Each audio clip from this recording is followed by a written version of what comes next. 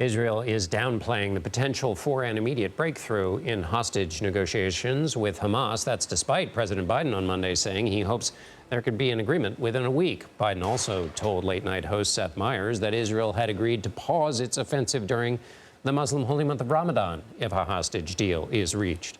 CBS News foreign correspondent Imtiaz Tyab reports from Israel. The harrowing aftermath of an Israeli strike on an apartment building in the southern city of Rafah. A CBS News team was there as Palestinians ran for safety, some carrying dust-covered children, too stunned to cry. Ambulances rushed the injured to a nearby hospital. And although President Biden said a ceasefire and hostage release deal could happen as early as the weekend, not all in Gaza believe it.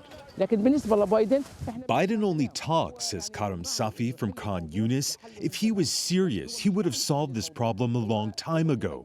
But he is not serious. In a video message tonight, Israeli Prime Minister Benjamin Netanyahu said since the start of the war, he's resisted pressure to end it before it's time, and cited a recent poll suggesting Americans had overwhelming support for Israel, which gave him strength to continue his campaign until, quote, complete victory. But at what cost? Starvation across Gaza is now so acute, the Jordanian military has had to airdrop rations after the amount of aid getting into the Palestinian territory fell by 50% last month, according to the UN. And negotiations for the temporary ceasefire and hostage release are continuing in Qatar, where officials say they are still optimistic a deal might be reached before the Muslim holy month of Ramadan begins on March 10th. John. Imtiaz Tyab in Tel Aviv. Thank you. CBS News chief foreign affairs correspondent and Face the Nation moderator Margaret Brennan joins us now. Margaret, it's great to have you. Let me ask you about this likely or unlikely hostage deal. What's your sense of where things stand and whether any kind of deal might materialize? Well, there's a lot of pressure, John, on the Israeli government, certainly, and on Hamas to make this deal. Some have said to me that they think the United States wants it more than anyone else, frankly, at this time. There are 6 U.S. citizens among the more than 100 hostages still believed to be held in Gaza. And the hope is that they will come home alive. What the challenge is here is the sequencing and the details of this deal, which has ranged from anywhere around 6 weeks of a cessation of violence that would accompany this decision to swap about 40 or so hostages in exchange for Palestinian prisoners held in detention centers or sometimes prisons within Israel. And those details are where this gets stuck. It also becomes a political decision that the Netanyahu war cabinet has to come to an agreement on. And we have heard Prime Minister Netanyahu say different things in different languages in different places about whether or not he is open to the deal that the U.S. and Qatar are trying to help negotiate with the help of Egyptian intelligence. Margaret, I want to switch gears now to the casualties of another war, the war in Ukraine. You spoke incredible conversations with children forcibly taken from their homes in Ukraine. Let's watch that conversation. It has been almost 2 years since 13-year-old Sasha last saw his mother. In April 2022, Russian troops separated them at a so-called filtration camp like this one in eastern Ukraine. My mom is very beautiful, he said, the best. He pleaded with the soldiers to let them stay together. It's been a long time since you've seen her. Yes. I go around the world to tell about my mom. We met Sasha, 11-year-old Ilya, and 14-year-old Kira in New York before they went to the United Nations to ask the world powers to stop Russia from stealing children. They shared with us the story that they later told leaders at the UN. Russian soldiers took them captive after the siege of Mariupol and planned to send them to live with Russian families. Margaret, how are these kids making sense of what has happened to them and to their families? John, the honest answer is I don't know that they have.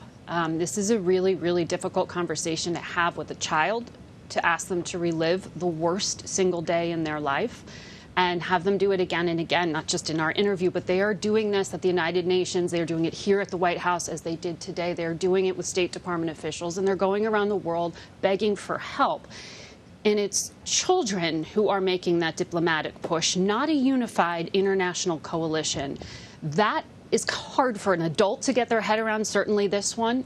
But for Sasha, in talking to him, that young man you saw there, one of the very first things he said to me, I don't even think I'd finished my question, was talk to me about his mom. He believed truly that by coming here and speaking publicly about his mother, that it would make a difference. And he said that again and again.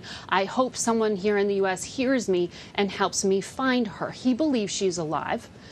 And he wants to be reunited with her. They last saw each other in a filtration camp in eastern Ukraine. That's another word for what some call concentration camps, part of what Russia's systematic industrial complex it has set up to try to destroy Ukrainian identity. That is what Kyiv believes.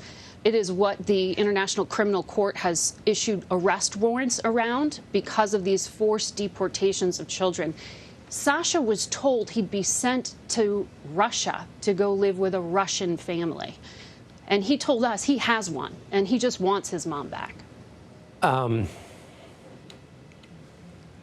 The other children, Margaret, who are still in Russia, what do we know and what's happening to those Ukrainian children who are still in Russia? John, we know very little. There, according to the Russian government, 700,000 children who were taken. They say for humanitarian purposes. The Ukrainian government only has official records for 30,000 of them, but they believe it's far more than that. The Ukrainian prosecutor general told us that he believes that this is intentional and an act of genocide. That is not a legal designation the United States or the international community has made at this point. But what we know is that there are internationally funded efforts. The United States, Canada, they are contributing money to this. There's a U.S. government-funded program at Yale University where a private entity helps to use open source information to track these kids through satellite photos, through open source data. And there are intelligence networks, frankly, that are being used and can't be shared and discussed openly. But only short of 400 kids have been returned, John. That is stunning. And one of the reasons that there is this push here in the United States is to raise that alarm bell, because Russia is not isolated. It is trading. It is making money. It is finding partners who don't care that this is happening. And that's why the Ukrainian government is asking these children to speak publicly again and again to talk about their trauma, because they're trying to find a way to get international pressure. As you know, Russia has veto power at the United Nations. The United Nations hasn't and can't do much to help these kids. Margaret Brennan at the White House. Margaret, thank you so much for that reporting.